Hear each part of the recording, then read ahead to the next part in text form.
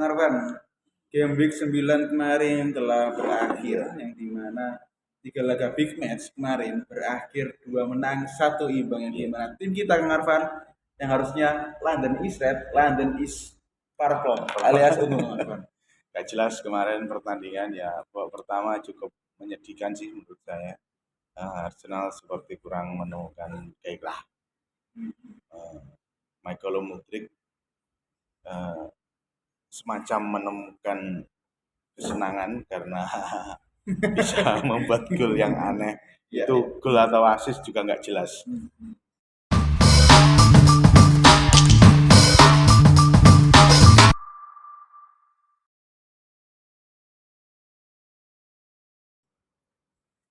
Ya, masih bersama Passing Lantu bersama saya Hernandez dan saya Kang Arvan. Yes, Kang Arvan, tim kita kemarin di game 9 tandang ke Stamford Bridge yang dimana di musim lalu kita menang 1-0 tipis, masih di bawah Potter yang dimana tapi kemarin di bawah manajer baru Pochettino Arsenal harus puas bermain imbang dimana kemarin nampak terjadi sebuah switch permainan di antara kedua tim Arvan. Babak pertama Arsenal didominasi secara posisi, sedangkan Chelsea mendominasi. Bahkan Arvan di babak pertama Chelsea lebih banyak tak peluang dan shot on target dengan 7, sedangkan Arsenal 2. Itu pun dua shot yang off target. Pertama harus melambung tinggi dari Gabjes, dan yang kedua adalah sepakan dari Gabjes harus diblok oleh Levi Colwill hingga akhirnya kita harus tertinggal 1 di pertama Arvan. Iya, pertama permainan Jorginho. Saya kemarin kan pada preview kan ngomong bahwa ini tidak ada salahnya lagi mencoba Jorginho kembali pada posisi yang seperti musim lalu jadi gelandang bertahan gitu. Cuman memang kalau lawan Chelsea seharusnya memang kita tidak terlalu bertahan gitu loh. Kembali lagi bahwa si Chelsea unggul 1-0 di babak pertama pun semacam menumpuk permainan gitu loh, menumpuk pemain-pemainnya. Sekali Arsenal pegang bola langsung kerutuk lari ke belakang gitu Mas Dono. Itu cukup menyedihkan bagi saya gitu kan. Permainan Arsenal semacam kurang berkembang gitu lah. Bukan berkembang juga. Kita Arsenal dari sisi mau menembus ke lini serang Chelsea itu semacam menemukan kebuntuan gitu loh. Tidak menemukan titik-titik maksimal untuk menerobos pertahanan dari sisi Arsenal. Sisi Chelsea.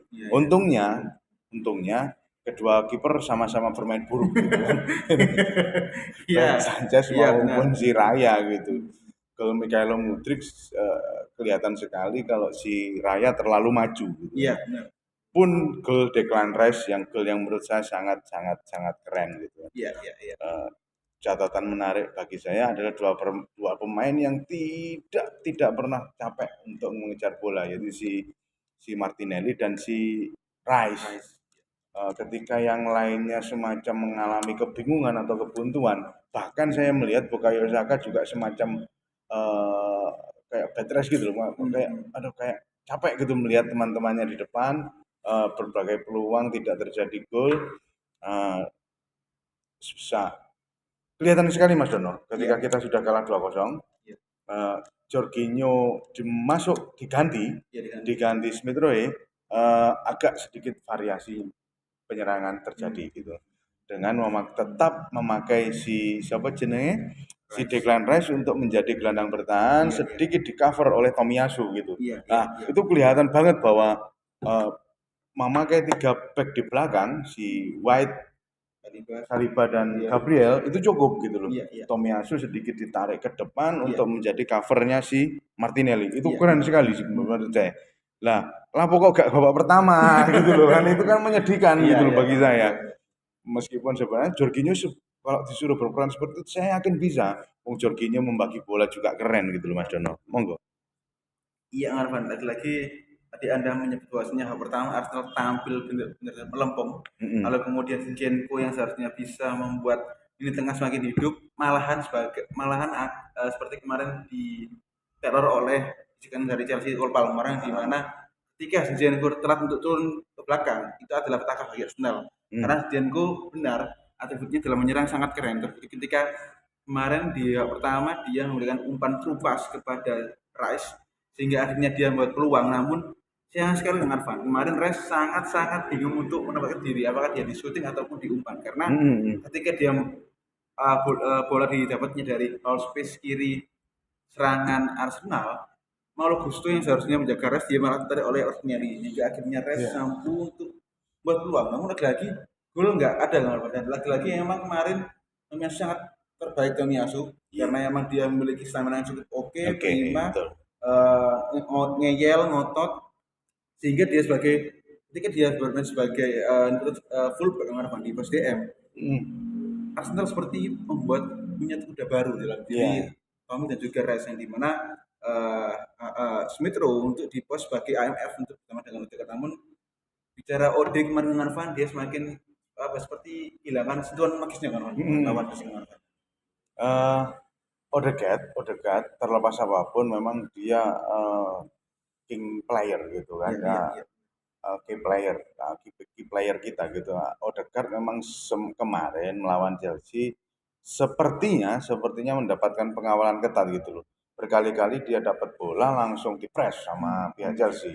Nah, itu itu harus ada perubahan counter strategi gitu Mas Dono. Iya iya. Nah, si Arsenal harus menunjukkan titik-titik bagaimana dia Arsenal saat ini harus bisa bermain tanpa Odegaard gitu. Hmm. Odegaard si si Arteta itu harusnya paham kalau Odegaard bermain dengan siapapun pasti akan dikunci gitu loh. Iya.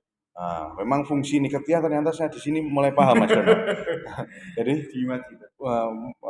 Niketia itu difungsikan memang untuk ngacak-ngacak gitu, Hmm. ngacak-ngacak di depan saja gitu.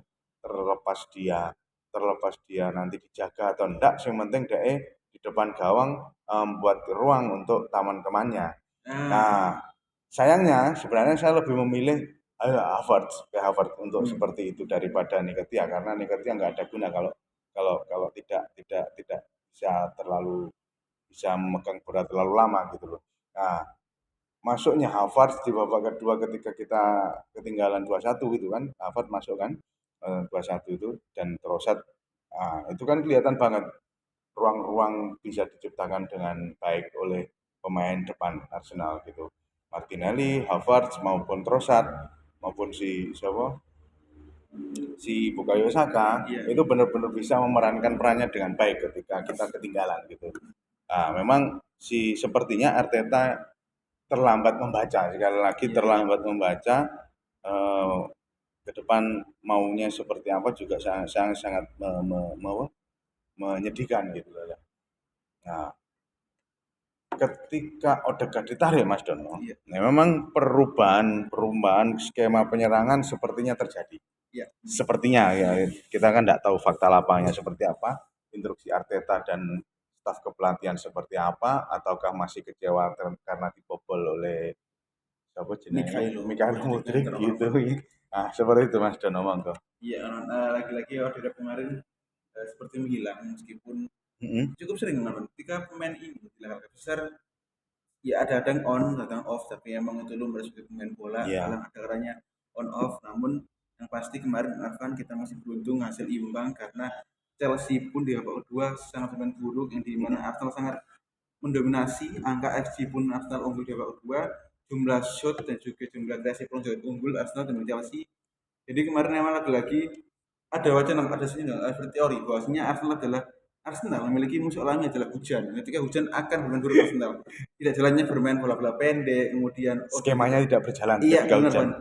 Dan kemarin juga beruntung, saya rasa jimat kita, kita masuk hingga akhirnya 2 gol kita kan Van. Itu sebuah magis yang keren ya Van. Iya, itu kok kuncian gitu loh Mas Dono Hmm. ya.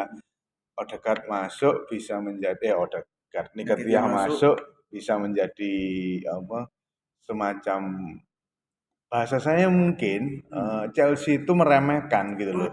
Iya, ada si Waduh. Nketiah masuk ini gak usah direken aja lah. Kok nggak usah diurusi no. Biar dia lari-lari. Nah, Hmm. ternyata kan lini lain lebih leluasa gitu loh Iya, iya. ketika ada Nketiah gitu lah. Babak pertama Gabjes memang terlalu dikunci gitu lah. Iya. Ini sangat kelihatan sekali, beberapa kalangan juga menilai apa yang salah sih dengan Arsenal. Hmm, musim. Kenapa tim kepelatihan tidak segera mencari striker baru Iya, iya, gitu loh. iya. Hanya mengandalkan Gabjes dan Nketiah gitu loh. Gabjes sendiri tanpa Bukayo Saka bisa memerankan di posisi kanan dengan Nah, baik gitu loh. nah, benar. Daripada seperti itu kan mending segera dicarikan striker yang benar-benar punya killer, Hmm, punya mental killer yang sangat tinggi gitu. Apalagi si Gabriel Jesus kan juga sudah mau dipasang di kiri atau di kanan gitu loh iya, Mas Dono. benar. Itu kan jadi semacam energi baru daripada memaksakan memakai Nketiah dan Jesus secara bergantian gitu loh. Iya, iya, benar. Dengan hasil yang saya rasa tidak tidak begitu memuaskan gitu loh. Iya, iya, Semua kalangan kemarin menilai bahwa harusnya memang Arsenal bisa menang gitu loh, dan bisa berada di puncak sementara untuk menekan Tottenham. iya, iya, Faktanya sekarang sudah kebalap lagi sama City gitu, di iya, bawahnya benar. City lagi gitu. Dan Jangan pun lagi-lagi memang tadi Anda sangat-sangat menggarisbawahi bahwasanya Arsenal miskin striker kelas wahid iya. dalam diri masih belum NKT apalagi. Hmm. Jadi memang banyak sekali ngorban media-media yang ternama di Inggris yang menyebutkan bahwasanya Arsenal wajib untuk kembali Satu dari striker. Brentford, Ivan Toney ataupun dari Aston Villa oleh Watkins yang dimana Watkins sangat keren akhir-akhir ini kan dan bukti dua laga terakhir Arsenal ketika lawan City maupun lawan Chelsea dua gol dari pos sebagai pemain gelandang dan juga pos sayap Martinelli dan juga Leandro Betul. sehingga lalu untuk apa kita memiliki striker yang sangat kita butuhkan dalam diri FCS Iya. toh memang kalau dia sebagai pos sayap kanan Iya. masih keren Heeh. dribble bola oke holding bola sangat oke sehingga akhirnya saya rasa harus mikir untuk sadar betul bahwasanya tim ini masih butuh CF kelas wahid dalam diri Betul. entah itu Vlahovic, Oli Watkins ataupun Ivan Toney sehingga ketika Januari dia datang akan ada sedikit moral untuk memboost main Arsenal sehingga untuk raih treble kayak ini nggak mungkin sih. Mungkin. Terus nggak tuh pirang Marvan itu Marvan. Untuk memimpin Liga Inggris gitu kan sebenarnya Arsenal sudah punya pengalaman di musim lalu Iya. sebenarnya Mas Dono. Memang cedera Iya. Timber itu semacam merubah segala apapun yang ada di skema Arsenal saat ini gitu. Kita entah kenapa saya masih berharap ada striker baru yang bisa menjadi apa semacam semacam solusi lini depan gitu loh, solusi depan. Arsenal ini masalahnya tinggal solusi lini depan. Iya. Serius, berkali-kali saya capek untuk melihat bangunan serangan itu sudah sebaik mungkin, nyampe depan bola ke Nketiah atau bola ke Gabjes itu pasti kembali lagi gitu. Semacam tidak punya solusi bagaimana caranya untuk dilarikan ke depan lagi gitu loh Mas Dono. Iya, Marvan. Karena emang dari pos kiper ada upgrade dalam diri Raya Betul. sehingga Rangga harus puas dan dia seperti itu depresi ketika harus kehilangan tempatnya di Iya. kiper. Di bek kanan pun ada Timber, dia bisa sebagai tengah, kanan, kiri, Betul. sangat upgrade sekali. Di tengah ada Rice yang sebagai pemain muda, daya udah sangat tinggi, harus di pos attacking midfield sebenarnya ada Havertz sudah cukup untuk membackup Odegaard. Namun lagi-lagi memang Arsenal wajib membeli untuk satu IMF itu dalam diri Lucas Paqueta atau mungkin Saya masih berharap Vlahovic kok. Vlahovic. Itu Marwan. Tapi kayaknya Juventus juga lagi baik-baiknya. Gak Nah, mungkin itu ngeluar Vlahovic. Berapa yang ditawarkan Arsenal? Kalau sama-sama 100 ya mending Osimhen 120 ya. Jual siapa lagi lah gitu yang mau keluar ya. Tukar Jorginho tukar tambah sama Jorginho atau gimana. Iya, iya. Karena katanya kan Jorginho pengen balik ke Italia gitu. Catatan menarik saya Mas Dono sebenarnya bukan hanya pada gol Michael Mudryk tapi lebih ke keputusan tentang penalti itu di gol pertama itu juga bagi saya sangat kaget tuh. Bukannya tadi bola sudah berjalan kok tiba-tiba direview sama VAR gitu. Cuman apapun itu keputusan handsball ya handsball gitu. Gol ya gol, cuman ya saya rasa aneh saja gitu loh. Terus Havertz sebagai cameo, itu kemarin diambil andil si Havertz sebagai kerennya Arsenal dua Hmm. pertandingan terakhir ini Mas Dono, setiap pergantian itu selalu berimbas gitu. Sepakat. Nah, itu Iya. di dua pertandingan terakhir baik melawan Chelsea maupun lawan City. City itu pemain-pemain pengganti itu semacam tahu harus berbuat apa. Iya, sepakat. Nah, itu lain hal dengan yang tahun lalu gitu, Iya, iya. di mana tahun lalu pemain pengganti tidak bisa merubah situasi gitu Iya, lah. iya, Tahun iya. ini pemain-pemain pengganti Arsenal ya memang kualitasnya sedikit naik gitu kalau boleh dikatakan pemain-pemain pengganti Arsenal gitu. Itu bisa merubah skema yang sedang berjalan di dalam permainan. Nah, itu hal yang harus diperhatikan gitu. Dan Arsenal harus kembali ke seperti era Wenger gitu. Seharusnya menit 65 ke atas itu sudah ada perubahan skema pergantian pemain biar memperoleh hasil yang maksimal gitu Mas Benar, Dono. benar, benar. Memang saya sepakat dengan Anda Rahman bahwasanya di laga terakhir Mikel sangat jitu untuk menggantikan pemain. Di lawan City ada Andari Partey, Miasu, kemudian juga Martinelli. Betul. Kemarin pun ada Andra di dalam diri Havertz untuk mengholding bola, kemudian dioper ke Saka, Saka lalu dan umpan lambung ke Leandro yang lagi-lagi Leandro pemain seperti kemarin dan akhirnya gol penyeimbang dari Leandro dan Terus semoga Marvan ini masih bisa jadi yang penting untuk Mikel pastinya dia masih memiliki cita lain dalam diri bench namun ya, tetap PR utama adalah CF yang iya, killer. killer striker gitu kan. Eh, memang ya sepertinya mau mengandalkan saya membayangkan Bukayo Saka dan Martinelli itu mau diperankan seperti Messi di Barcelona ketika strikernya si siapa jenenge To'o atau anu gitu Oh. gitu. Jadi di sisi kiri kanan itu harapannya Arteta memang menjadi seorang yang bisa memiliki daya gol yang tinggi gitu loh untuk skemanya Arsenal gitu. Ya, tidak melulu mengandalkan satu orang striker di tengah yang menjadi target man ataupun pencetak gol utama Iya. gitulah. Cuman di sisi Bukayo Saka maupun Martinelli itu bukan Messi ataupun Ronaldo gitu loh Mas Dono. Benar, benar. Jadi itu yang mengharapkan lagi-lagi masih banyak PR Arsenal, Mm-mm. namun juga ada nilai plusnya bahwasanya Mikel semakin itu untuk protes Iya, pemain di babak kedua. Dan gitu. semoga mengharapkan laga ini sebagai Pengingat. pemacu untuk Arsenal tampil di Mm-mm. Champions lawan Sevilla untuk meraih 3 angka lagi Iya, setelah di match kedua kita kalah kalah. oleh RC lawan Iya, sama. iya, iya.